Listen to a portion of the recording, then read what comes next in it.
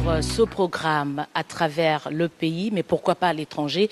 Madame, Monsieur, bienvenue. Nous sommes encore une fois ensemble dans le cadre de ce programme qui donne la parole aux membres du gouvernement Samalou Condé. Une année après la mise en place de l'exécutif central, chacun passe pour rendre compte sur ce qu'il a réalisé selon les lettres d'émission qui ont été confiées à chacun des ministres.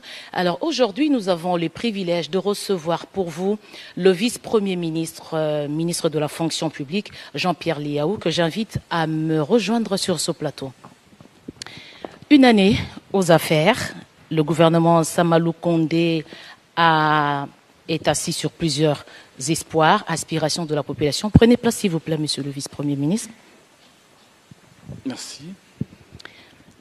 La fonction publique, comment elle va aujourd'hui, une année après? Je dirais que elle était dans le coma, elle est sortie du coma et nous avons mis en place, au regard du diagnostic sévère qui avait été posé, eh bien, une thérapie de choc qui est en train actuellement de lui être administrée. C'est pas prétentieux de dire qu'on était dans le coma et puis on est en train de sortir en une année. C'est pas prétentieux? Non, Madame Bouela, il faut dire les choses comme elles sont. Nous avons trouvé l'administration publique, notre pays, dans une situation catastrophique, c'est le moins qu'on puisse dire. Et face à cette situation, et au regard des assignations qui nous ont été faites par le président de la République, chef de l'État et le Premier ministre, il était de notre devoir de pouvoir poser ces diagnostics, identifier le mot.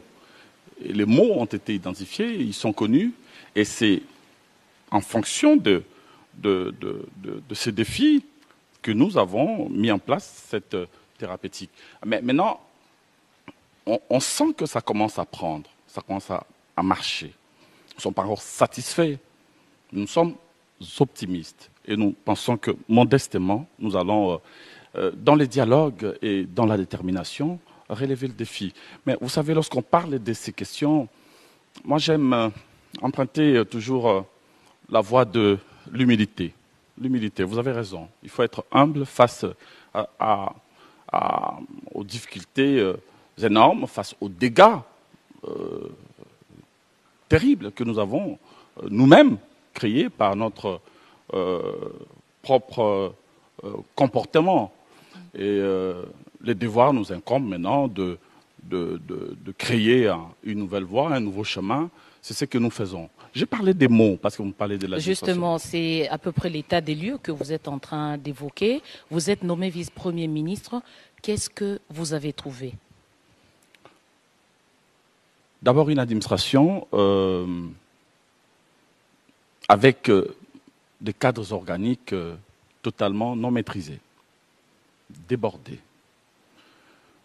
Et la retraite bloquée. Et donc le rajeunissement impossible à être organisé normalement. Des conditions sociales exécrables. Les conditions de travail, les cadres de travail totalement exécrables. Et les dialogues rompus entre l'administration et l'État. Les conditions salariales précaires, évidemment, ce n'est pas un secret. Et puis une hypermatérialisation de l'administration. Vous entrez dans le bureau de l'administration, dans certains bureaux, eh bien, la paperasserie, les papiers occupent beaucoup plus d'espace que le meuble et l'espace vital. Et ensuite, les services publics, en eux-mêmes, étaient laissés à désirer.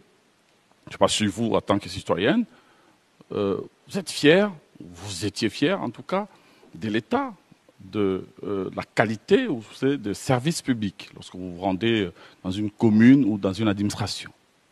Comment êtes-vous reçu? Et ça n'a pas encore totalement changé. Hein? Ça n'a pas encore totalement changé, mais parce qu'il y a un processus qui s'est engagé. Il faut que ces processus aillent jusqu'au bout pour que nous commencions véritablement à en tirer de fruits.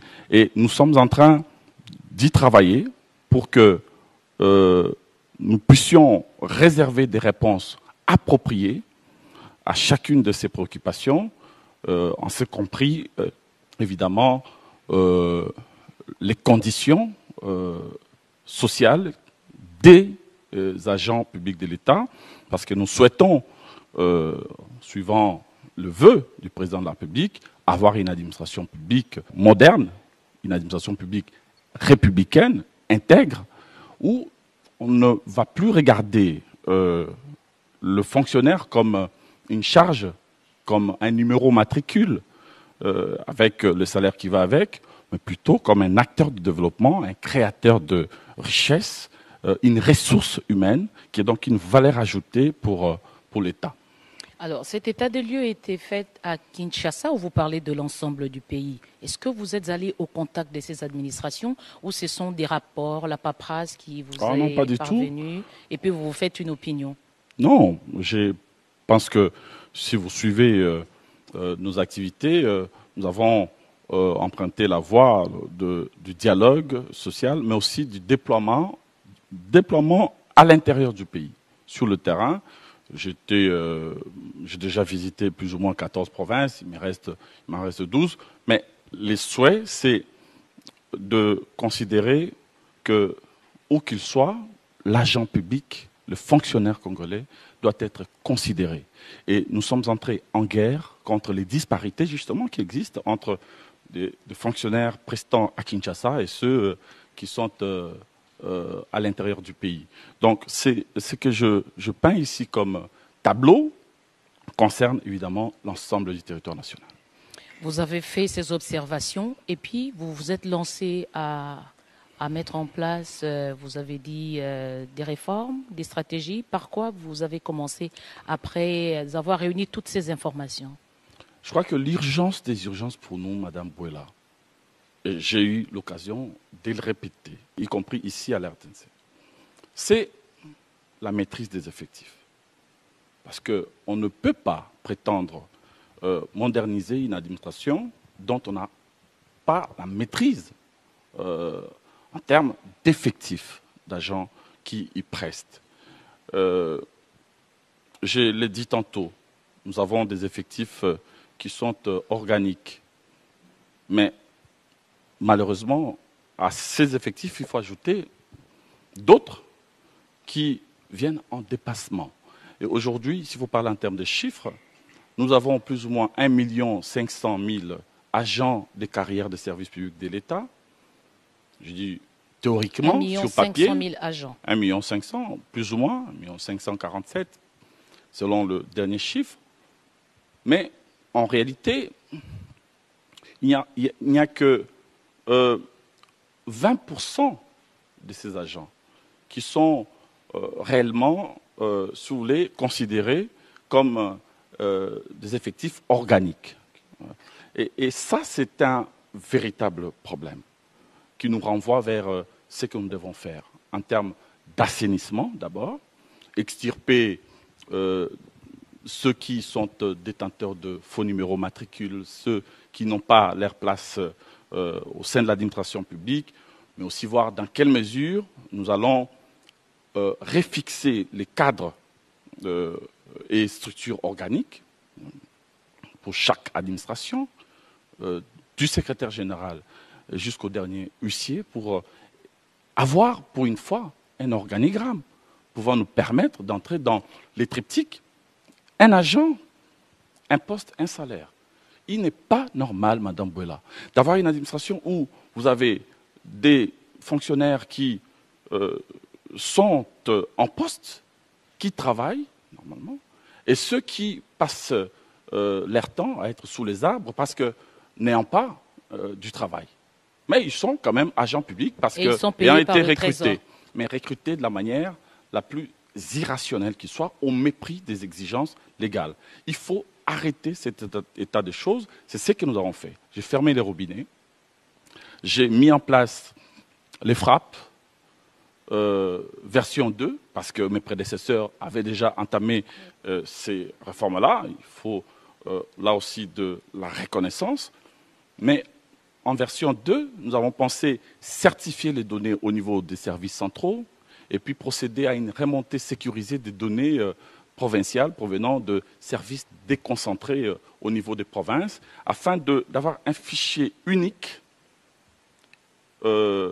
avec des données fiables avant la migration vers un système intégré de gestion des ressources humaines et de la paye, afin de maîtriser sur le coup l'enveloppe salariale, parce que c'est là le nerf de la guerre et c'est ce qui nous crée aujourd'hui de grands problèmes. Et la semaine prochaine, je crois que ce sera le lundi, nous allons procéder au lancement de l'identification biométrique, parce que nous avons acquis, comme j'avais annoncé, des valises biométriques. Il y en a 200 qui vont se déployer aussi bien au niveau des services centraux, mais aussi au niveau de province, afin de prélever les empreintes digitales et le fond d'œil pour chaque agent et de mettre à la disposition de ces agents des cartes de services pouvant leur permettre d'être identifiés partout où ils seront avant la migration totale au système intégré. J'aimerais rebondir sur ce premier aspect de la maîtrise des effectifs. Vous annoncez ce que vous comptez faire à partir de la semaine prochaine. Mais attendez, on a déjà vu l'identification des opérations d'identification des fonctionnaires de l'État. Ce n'est pas une première opération. On a l'impression que chaque ministre de la fonction publique qui arrive, il lance avec des partenaires l'identification des fonctionnaires. Ça n'a jamais réussi. Et vous comptez réussir là où tous vos prédécesseurs presque n'ont pas réussi. Je n'ai pas cette prétention, mais je crois que le ministre ayant en charge de la fonction publique a mission de recenser périodiquement les agents, tous les agents. Mais c'est ce qui se fait, mais publics. Apparemment c'est une politique qui ne marche pas. Jusque-là, ça n'avait pas marché parce qu'il n'y avait pas un système intégré de gestion des ressources humaines. Aujourd'hui, ça sera chose faite parce que toutes les machines sont déjà là. C'est quoi vous appelez intégré? Qu'est-ce que ça ajoute? Ça veut dire que nous allons, après avoir mis en place le FRAP, le fichier des références de l'administration publique, contenant toutes les données, nous aurons un système totalement numérisé. Chaque agent public, et ça c'est déjà vu, sera porteur d'une carte de service avec QR code et sera inscrit dans ces systèmes intégrés. Le système intégré permet d'identifier l'agent public où qu'il se trouve, la composition familiale et sa situation administrative. Et ce système n'est pas corruptible parce qu'il ne permet pas à ce que, dans le fichier, qu'un agent puisse revenir 2 fois. Qu'un agent puisse être inscrit avec un faux numéro matricule. Qu'il y ait 2 agents avec des numéros d'emprunt. Que le papa puisse mourir et que le fils puisse prendre juste la carte du père et se pointer au service. Nous allons donc, si vous voulez, tourner la page de ces chaos généralisés, parce que là, on veut mettre de l'ordre après le chaos. Et nous osons croire qu'avec ces nouveaux systèmes numérisés, digitalisés, il n'y aura plus de la marge pour la fraude et pour la tricherie. Il y a quelque temps, vous avez annoncé des gros chiffres. Vous avez réussi à mettre la main sur des fictifs, des doublons. Où sont-ils passés? On en est où avec Nous avons aujourd'hui, dans notre administration publique, et je le dis, ce n'est pas un secret, 112 000 agents qui sont sur la sellette, qui sont considérés comme des agents à problème. J'ai commencé un processus de suspension de rémunération. 17 950 agents ont déjà vu leur salaire, leur rémunération être bloqués. Et ne viennent pas revendiquer? Nous avons mis en place une commission de recours. Beaucoup d'agents viennent évidemment parce que il y en a qui sont dans cette situation tout simplement à la suite de la faiblesse de notre système administratif. Et donc ils arrivent à à prouver, à amener leurs éléments justificatifs. Et pour cela, je prends des décisions de réintégration dans les systèmes de paye. Donc, ces systèmes nous permettent, parce que j'ai parlé de 17 500, mais j'ai déjà réintégré 3 900, je crois, 80. Et les autres, leurs cas, sont toujours encore sous examen. Et nous espérons que c'est dans la sévérité, c'est dans la rigueur que nous allons redresser la situation, parce qu'il n'est pas normal que dans une administration, dans un service public de l'État, que l'on ait des personnes qui soient considérées comme de cumulards, ou qui soient doublons, ou qui soient tout simplement porteurs de faux numéros matricules. Nous sommes déterminés à mettre fin à cette ineptie. Est-ce que vous avez identifié le nœud du problème? Comment intègrent-ils le fichier de l'administration? Comment sont-ils recrutés? Tout à l'heure, je parlais de tard du passé. Je ne vais pas m'attarder sur ce que nous avons fait par le passé. C'est le fruit de la complaisance. Le fruit de la complaisance de certains agents, de certains proches de ministres, de la complaisance de certains secrétaires généraux. En soi, les résultats de l'irrationalité dans le processus de recrutement n'entrent pas à l'administration publique qui veut. La loi fixe les règles. Et nous avons tourné le dos à ces règles-là. Chacun veut faire entrer son fils, son neveu, son beau-frère, son oncle et ses cousins du village. Ça ne marche pas comme ça. Donc il faut de la rigueur et il faut revenir vers le respect strict de la loi. C'est ce que nous tentons de faire aujourd'hui. Entrer à l'administration, c'est possible, mais c'est de manière compétitive, sur concours. Mais la loi prévoit aussi une admission sur titre, mais à titre exceptionnel. Lorsqu'il y a un besoin précis, on ne recrute pas pour recruter, on ne distribue pas des numéros matricules à qui le veut, mais on recrute lorsqu'il y a réellement un besoin. C'est vers ces nouveaux paradigmes que nous allons nous diriger. D'accord. Vous vous lancez à la maîtrise des effectifs. Quelle est la prochaine étape? Dès lors que nous aurons la maîtrise de ces effectifs, on finalise des frappes, nous allons migrer vers le système intégré, nous allons identifier tous les agents. 10 ans, vous avez dit qu'on recense. À toi, oui, nous allons recenser, nous allons identifier jusqu'à ce que nous ayons la capacité de maîtriser totalement.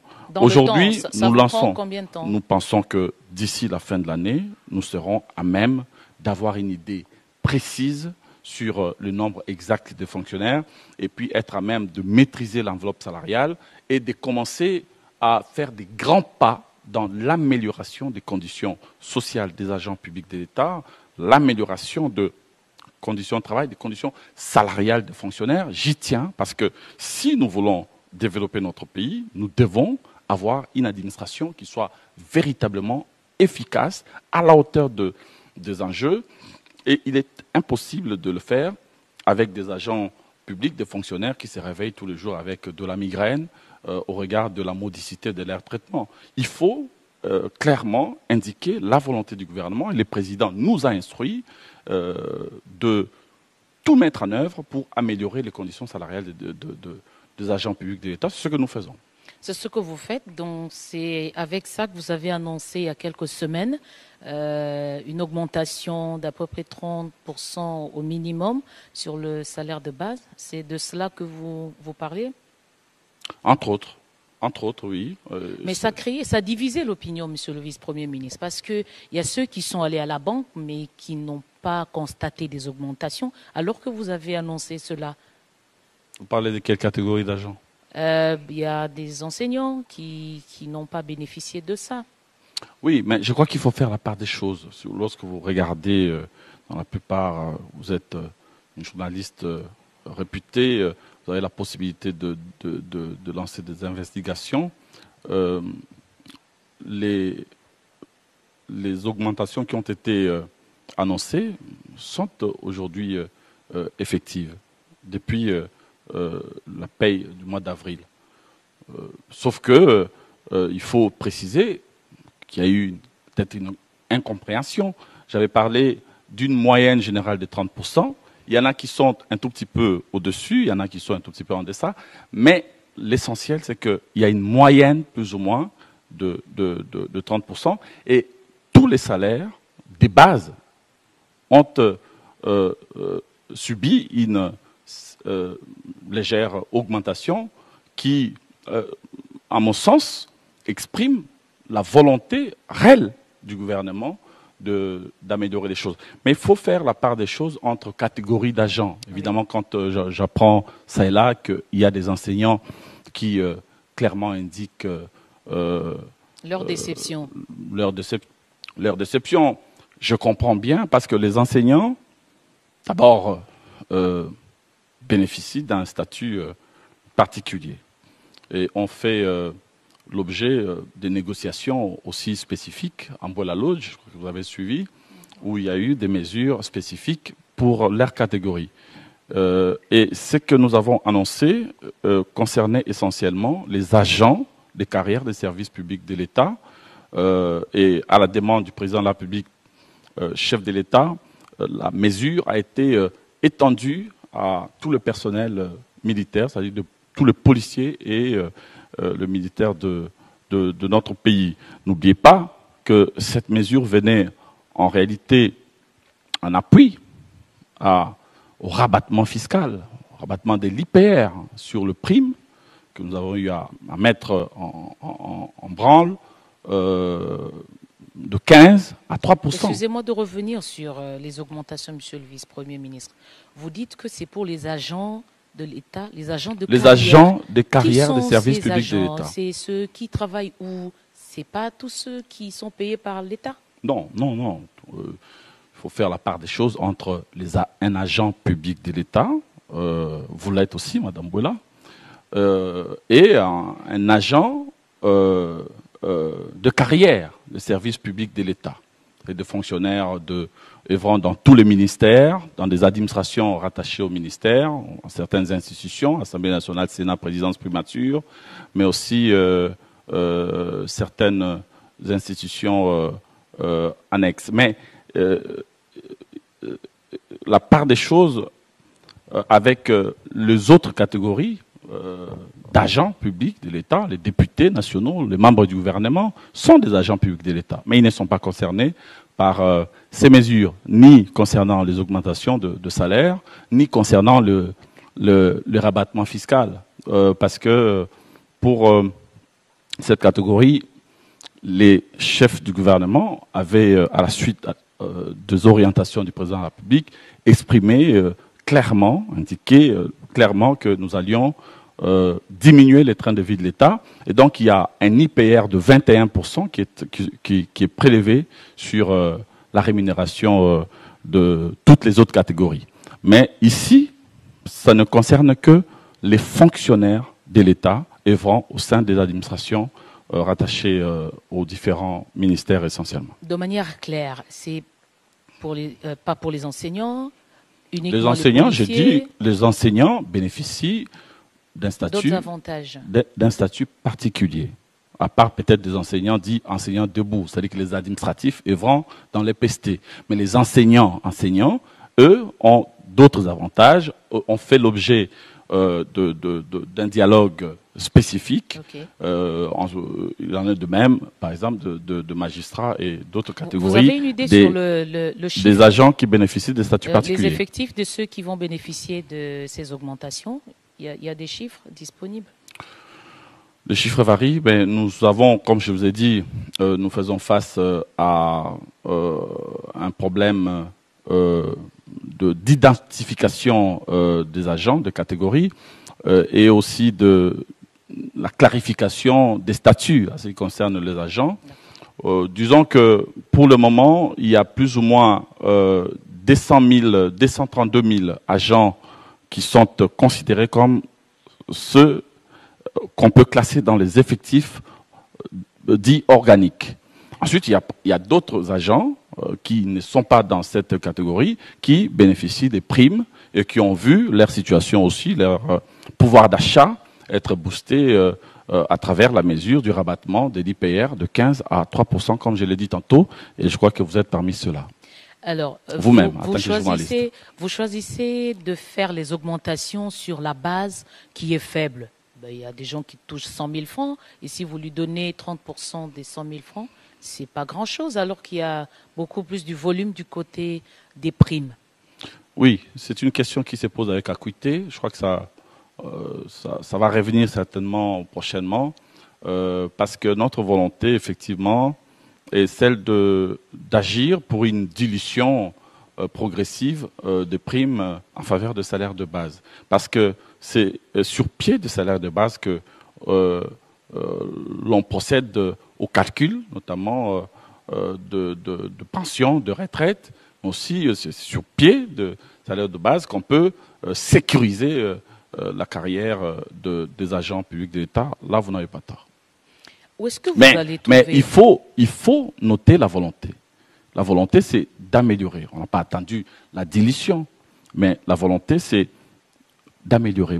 Madame Bouela, oui, partout à travers le monde, lorsqu'il s'agit d'augmenter les salaires des fonctionnaires, on ne parle pas forcément sur le plan de chiffre de pourcentage en termes de doubler ou de tripler. C'est peut-être ce que vous appelez des petites augmentations, mais qui sont très significatives pour le fonctionnaire. Voir son enveloppe évoluer. Lorsque vous avez un huissier, vous mettez à côté sa prime, s'il en a, encore que tout le monde n'a pas de prime, là c'est un autre combat que nous avons à mener, l'uniformisation de primes, c'est un combat à venir. Mais lorsqu'il a sa prime et il a son salaire de base, à l'occurrence ici, 165 000 francs pour la partie base, et que vous prenez la décision de faire passer les 165 000, je parle de la partie base par la prime, oui, de 165 à 240 000, oui, c'est un geste louable. Oui, c'est quelque chose. Et si vous vous inscrivez sur la ligne de la progressivité, c'est-à-dire que de poursuivre ses efforts, ça veut dire que dans 5-10 ans, cet agent peut atteindre 1 million de francs pour les salaires de base et peut-être, pourquoi pas, aller davantage plus loin. Et si vous vous mettez dans la logique de dilution, comme je l'ai dit, des primes, ça peut effectivement permettre à ce que les salaires de base soient valorisés. Mais je proposerai, oui, je crois, dans 2 semaines, au Premier ministre, l'organisation d'un forum qui va plancher sur la réforme de la politique salariale dans notre pays. Je crois que c'est là où il y a des problèmes, là où loge le diable.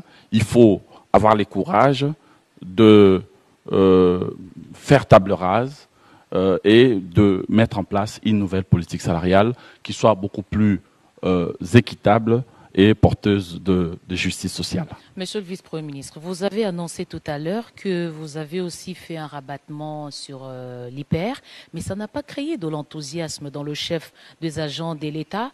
Eux, j'ai comme l'impression qu'ils sont plus préoccupés par la tension ou les inégalités qu'il y a entre qu'on soit huissier ou secrétaire général. Si, Madame Bouela, peut-être vous êtes mal informée. Moi, j'ai reçu de retour de beaucoup de fonctionnaires qui sont tout à fait satisfaits de ces rabattements. Vous ne pouvez pas imaginer que l'on puisse prendre une telle mesure fiscale en faveur des agents pour booster le pouvoir d'achat. Passer de 15 à 3%, oui, ça a suscité beaucoup d'enthousiasme, contrairement à ce que vous dites. Mais le vrai problème, c'est que tous les agents publics, tous les fonctionnaires ne bénéficient pas de ces primes-là. Et il y en a d'autres, dans d'autres cas, il y en a qui en bénéficient, mais d'autres qui en bénéficient de manière tout à fait dérisoire. Il est question de travailler, et j'ai tenu une réunion avec mes collègues du budget et des finances hier même, pour essayer d'entamer une réflexion dans ce sens, afin d'arriver à l'uniformisation des primes au niveau de nos administrations. Aujourd'hui, il y a clairement des disparités qui se sont installées depuis des années entre administrations. Ce n'est pas acceptable. Il y a des disparités qui existent entre des agents qui prestent à Kinshasa et ceux qui prestent à l'intérieur du pays. Ça, moi, je ne l'accepte pas. Et il est question maintenant que nous puissions, in concreto, prendre des décisions courageuses pour essayer de créer des conditions d'égalité et de justice sociale. Une décision courageuse, c'est aussi la retraite des agents de l'État. Vous y travaillez. Aujourd'hui, renvoyer quelqu'un à la retraite, c'est un peu comme l'envoyer à la mort. Bien que ce n'est pas aussi honorable ce que le gouvernement donne pour ceux qui ont travaillé totalement toute leur vie pour la fonction publique, par exemple. C'est quoi votre politique pour la retraite? Vous avez tout compris. Donc aujourd'hui, les agents publics se méfient de la retraite. Les fonctionnaires n'aiment pas la retraite. Tout simplement parce que cette retraite n'offre pas suffisamment de sécurité sociale à ces agents-là. Et nous avons compris cette situation et en réponse, nous avons lancer les processus de la solidification ou de la révision de la base de calcul des indemnités de fin de carrière, mais aussi de la pension. Et c'est partant de la base qui existait, qui était très faible. Il y avait aujourd'hui, ça veut dire quoi? C'est un agent qui part à la retraite, c'est son salaire de base multiplié par 12, salaire de base fois 12, plus une indemnité forfaitaire qu'on appelle le frais de rapatriement, salaire de le base frais de 200 000 transport. francs, on nomme 200 000 fois 12. C'est un exemple. Il y en a qui sont un tout petit peu au-dessus. Mais c'est salaire de base qui est faible, je le reconnais, fois 12, plus un forfait intitulé, on nomme frais de rapatriement forfaitaire de $2000. C'est ça la base que j'ai trouvée. Et donc, nous avons travaillé avec mes collègues du budget des finances et je fais voir, en concertation avec le partenaire social, les syndicats, pour faire voir que cette enveloppe, cette base n'était pas assez incitative, n'était pas juste et qu'il fallait la révisiter. C'est ce que nous avons fait. Aujourd'hui, nous avons une base qui offre la possibilité pour chaque agent d'avoir $10 000 en lieu et place de 2000. $10 000, certains diront que ce n'est pas une fortune, d'accord, mais par rapport au passé, c'est déjà une nette amélioration. C'est une intention ou c'est ce que vous voulez? Non, nous avons pris la décision, nous avons organisé un atelier, nous avons décidé en concertation avec les partenaires sociaux de, pour le moment, nous arrêter, prendre cette décision courageuse d'arrêter le montant de $10 000 au titre de frais de rapatriement, à ajouter maintenant sur le salaire de base multiplié par 12.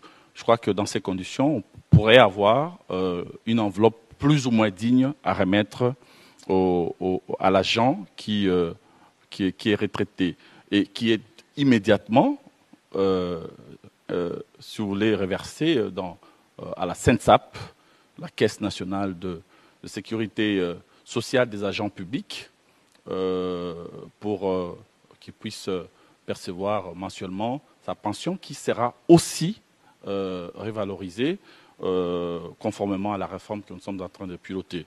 Ce compris pour les anciens retraités qui verront leur pension nettement améliorée après la suppression du système octroyé dans les semaines qui viennent, parce que ils seront tous reversés dans le régime contributif, qui offre de pensions et des rentes plus ou moins dignes. Vous parlez d'une augmentation spectaculaire de moins que ça à 10 000 $, c'est énorme. Est-ce que vous disposez suffisamment de moyens pour que cela ne reste pas dans le domaine de rêve? Ce qu'il faut noter, c'est que parce que nous avons laissé la situation pourrir, si j'ose les mots, depuis des années, nous avons accumulé un nombre assez colossal d'éligibles à la retraite. J'avais parlé la dernière fois de 350 000 agents qui sont éligibles, qui étaient éligibles en 2021. Aujourd'hui, nous en sommes à peu près 395 000. Il serait prétentieux de ma part que de dire que l'État dispose de moyens pour mettre tous ces mondes à la retraite. Ce sera difficile, évidemment, mais la volonté est là. Donc, ce qui est inscrit pour le budget 2022, c'est pour plus ou moins 5 000 personnes au titre de ressources propres de l'État. 5 000 personnes à mettre à la retraite, c'est trop peu par rapport au nombre de ceux qui en sont éligibles. C'est ainsi que nous avons lancé des discussions avec nos partenaires. Vous m'avez vu certainement recevoir les partenaires donc, du FMI et de la Banque mondiale pour un accompagnement. Il y a un dispositif qui est prévu dans ce sens-là. Et à l'issue de ces discussions, entre moi et les partenaires, mais aussi accompagné des ministres du budget et surtout celui des finances qui était hyper actif sur ces dossiers, nous avons levé l'option d'arrêter le nombre de 30 000 pour 2022. J'ai donc élaboré un plan quinquennal pour faire partir 300 000 agents quinquennal sur 5 ans, 300 000, plus ou moins 300 000 fonctionnaires à la retraite, assorti d'un plan annuel 2022 qui prévoit le départ des 30 000 agents de l'administration publique, ouvrant ainsi la porte à un rajeunissement que nous voulons qualitatif et, je l'ai dit, compétitif, non pas à 30 000 jeunes, mais à plus ou moins 15, voire 20 000 jeunes, qui viendront donc rafraîchir les rangs des effectifs au sein de l'administration publique. Vous parlez de rajeunissement des jeunes. Vous voyez un jeune ambitieux venir travailler dans une administration où il n'y a pas de bureau, il y a de la paperasse, il y a de la toiture qui sointe, il n'y a pas un esprit professionnel de travail. Comment vous pouvez imaginer ça? Il n'y a pas d'adéquation. Écoutez, qu'on soit à Kinshasa ou à l'intérieur du pays, oui, je ne vois pas un jeune Congolais ne pas vouloir aller dans les systèmes des Nations Unies ou dans les banques que de travailler à la fonction publique. Bon, tous les jeunes n'ont pas toujours la possibilité d'aller dans les systèmes des Nations Unies. Je crois que c'est les devoirs de l'État que de créer des conditions pour l'employabilité des jeunes. Aujourd'hui, nous avons un sacré défi en ce qui concerne le chômage des jeunes qui se pose dans notre pays avec acuité. Sans doute, par les passés, la situation s'est accentuée parce que l'État n'a pas été capable d'offrir d'autres opportunités mais justement, aux jeunes. Qu'est-ce que vous comptez faire pour les attirer vers la fonction publique? En ce qui concerne le secteur privé, ce que nous comptons faire pour la fonction publique, c'est, je vous l'ai dit, améliorer les conditions de travail, améliorer les conditions sociales, améliorer les conditions salariales, qui soient des conditions beaucoup plus incitatives. Vous comptez sur l'appui extérieur? On voit des ordinateurs? Non, je parlais de la retraite concernant les appuis extérieurs, mais pour la volonté de changer des choses de l'intérieur, d'améliorer les conditions sociales, les gouvernements est déterminé là-dessus. Je crois que vous suivez les activités au quotidien au niveau de la fonction publique. Nous essayons effectivement d'aller vers une formation beaucoup plus accrue en ce qui concerne nos fonctionnaires et surtout les jeunes qui arrivent. Nous essayons de dématérialiser la fonction publique et de faire en sorte que les jeunes qui arrivent puissent travailler dans des conditions totalement moderne et surtout puisse avoir des raisons d'espérer avec les mesures que nous prenons. Je n'aime pas trop parler de mesures d'ordre salarial, vous savez, parce qu'il s'agit des chiffres, mais aussi parce que, je l'ai dit tantôt, les dégâts que nous avons trouvés sur le plan de débordement des effectifs, lorsqu'on a une administration qui comporte beaucoup d'agents publics qui sont NU, nouvelles unités, NP, ça veut dire non payés, non affectés. Il faut un peu de modestie, un peu de triomphalisme, mais il faut dire quand même que nous avons fait beaucoup d'efforts. Et aujourd'hui, il y a de postes au niveau de l'administration publique qui offrent quand même des perspectives assez meilleures en termes de salaire et en termes de primes. Et nous pensons maintenant être dans un processus de consolidation. Nous assainissons pour essayer d'offrir la chance à ceux qui ne peuvent pas être dans l'administration de pouvoir chercher autre chose. Mais ceux qui seront gardés au sein de l'administration publique après la refixation des cadres organiques verront progressivement la volonté du gouvernement se déployer pour une amélioration nette de leur situation salariale. Monsieur le vice-premier ministre, avant d'évoquer la stratégie que vous avez mise en place, parce qu'on sent quand même qu'il y a de moins en moins de mouvements de revendication, il y a un aspect, vous l'avez effleuré, sur les budgets annexes. Vous parlez des agents de carrière de l'État, et puis il y a des budgets annexes à côté. Qu'est-ce qui se passe autour de cette imagination? Mais tous travaillent pour l'État. Qui sont ces gens qui sont alignés sur ces régimes-là? Vous voyez, je vous ai peint les tableaux, qui est déjà assez sombre, dans l'administration, avec des effectifs qui débordent. Oui. Nous avons 1 million, je l'ai dit tantôt, 500 000 agents, prétendument. Mais lorsque nous contrôlons, lorsque nous mettons en place les systèmes biométriques, nous voyons bien qu'après la mise en place de ces systèmes biométriques, nous n'allons pas dépasser 1 million. Ça veut dire qu'il y a quand même un problème, un vrai problème, déjà au sein de l'administration. Et comme si cela ne suffisait pas, nous avons nous-mêmes créé des microstructures autour de nos administrations. Ce sont des organismes, des services, des cellules, et tout un tas de microservices qui rôdent autour de l'administration, au départ avec des effectifs plutôt raisonnables. C'était des experts qui venaient donc en appui aux administrations. Ils étaient à 8, ils étaient à 7, ils étaient à 16. Aujourd'hui, de plus en plus, tous ces services, eux aussi, présentent des effectifs qui débordent. Pour une microstructure autour d'une administration, vous trouvez 570 personnes, 342 par là, 296 par-ci. Et ça crée une lourdeur, une charge énorme, une pression sur l'enveloppe salariale.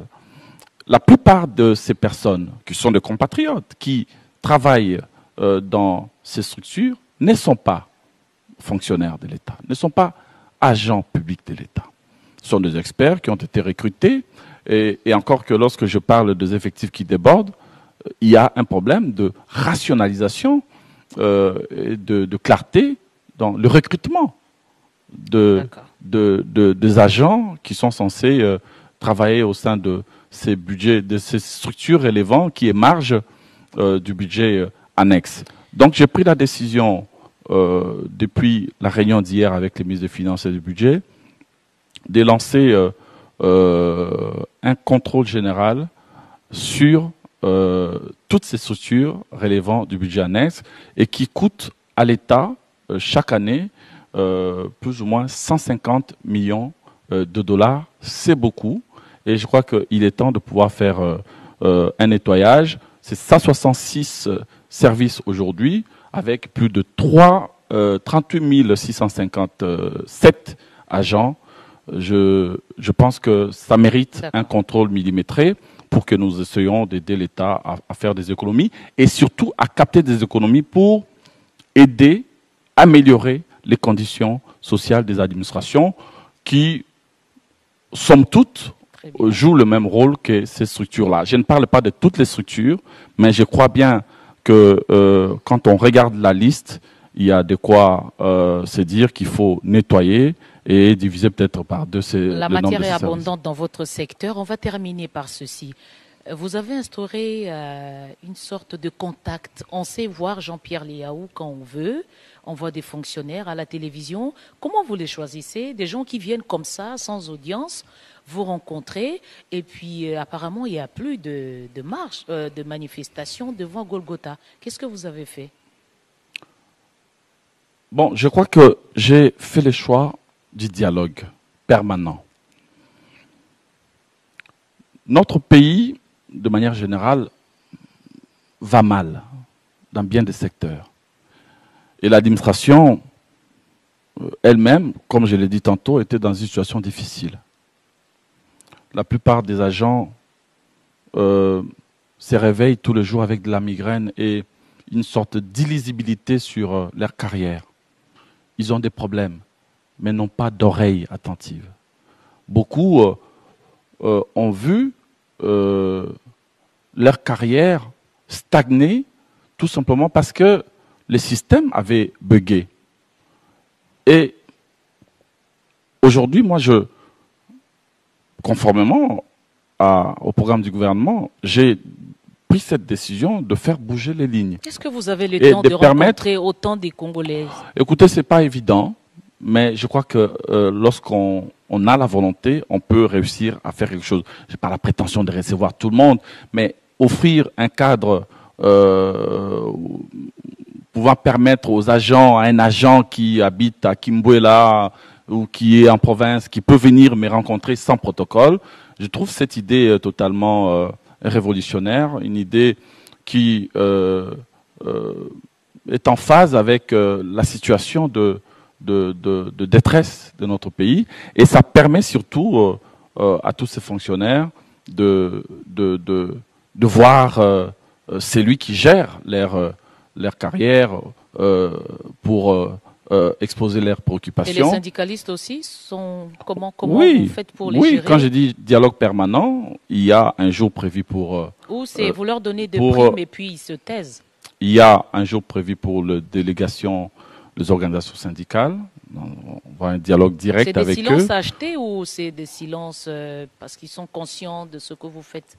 Je crois à la vertu du dialogue. Comment peut-on acheter un silence, Madame Bouela? C'est absurde ce que vous dites. Je crois que lorsque vous voyez, je vois défiler sur vos images des femmes et des hommes, il y en a qui viennent de l'intérieur du pays. Et moi-même, je m'y rends aussi. Je vais à l'intérieur. J'étais à Goma, à Bukavu, à Lumbashi, à Mbandaka, à Lissala. Je serai dans 3 semaines à Mbujimaï, à Kananga, après à Kisangani, ensuite dans le Grand Bandundu, au Congo central, partout pour aller à la rencontre de fonctionnaires. Je crois qu'il faut être à l'écoute de nos compatriotes. Très bien. Si on veut véritablement relever des défis, il faut essayer de le faire ensemble avec le fonctionnaire. Moi, je crois que... Vous terminez par ce message-là parce oui, qu'on est en train je crois de qu'il faut faire de la place à l'administration. On ne peut pas vouloir redresser une administration sans respecter les acteurs de cette administration. Et donc, il faut agir pour qu'ils aient toute leur place, agir pour que leurs préoccupations, leurs problèmes liés souvent à leur carrière soient résolus. Nous avons longtemps pris des mauvaises décisions qui n'ont pas permis à nos frères, à nos sœurs, aux agents publics de l'État d'évoluer normalement dans le cadre d'une carrière qui offre des opportunités d'avancement en grade, etc. Donc il faut essayer d'aller vers ces schémas de plus d'écoute et des responsabilisations pour faire de l'agent public, comme je l'ai dit tantôt en introduction, un agent de développement, un acteur de développement, un agent au service de la vertu, au service du progrès dans son pays et non pas une charge. Mais au finish, ce qui est important, c'est surtout d'agir ensemble pour créer des conditions, pour faire réconcilier nos compatriotes avec l'avenir et l'espoir d'une vie meilleure. Et je crois que c'est possible. Merci, Monsieur Liaou, d'avoir honoré ce plateau de redevabilité des ministres. Vous êtes face à la presse, mais vous êtes suivi à travers des Congolais pour qui vous décidez de leur carrière. C'est une responsabilité. Merci pour toutes les informations partagées ici. C'est moi qui vous remercie. Madame, Messieurs, c'était un plaisir de vous avoir pour suivre cet entretien. Merci pour toutes les informations. Nous espérons que les réformes en route lancées auront des lendemains meilleurs pour améliorer justement les conditions de vie des Congolais quand on sait que le budget de l'État est beaucoup plus absorbé par les rémunérations des agents qui travaillent pour l'État congolais. Merci de rester fidèle au programme de la Radio-Télévision nationale congolaise. Merci et à très bientôt. Redevabilité, le rendez-vous de la vérité des faits.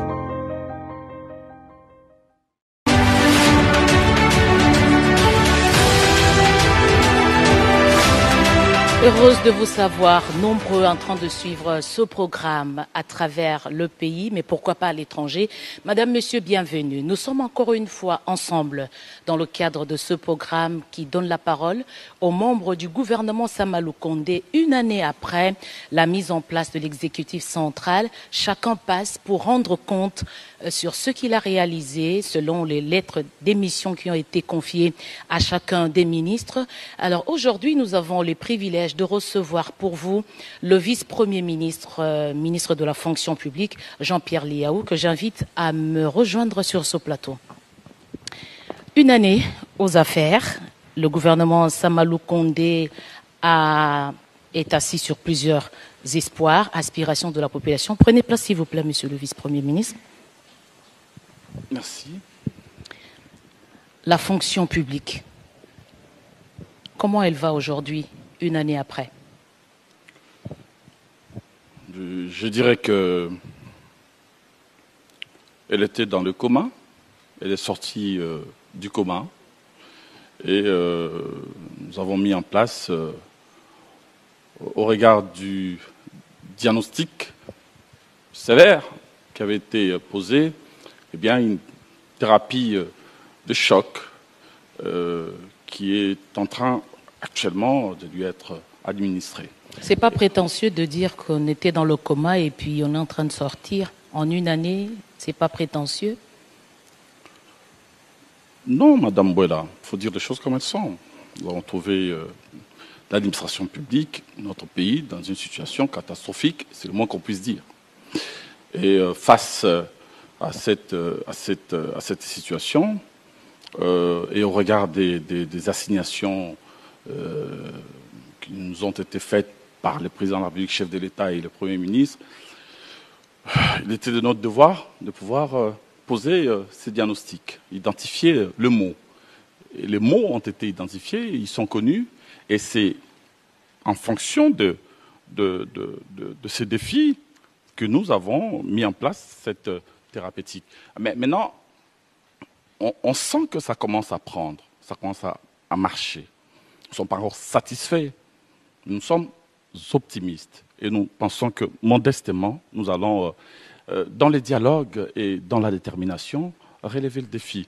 Mais vous savez, lorsqu'on parle de ces questions, moi j'aime emprunter toujours la voie de l'humilité. L'humilité, vous avez raison, il faut être humble face à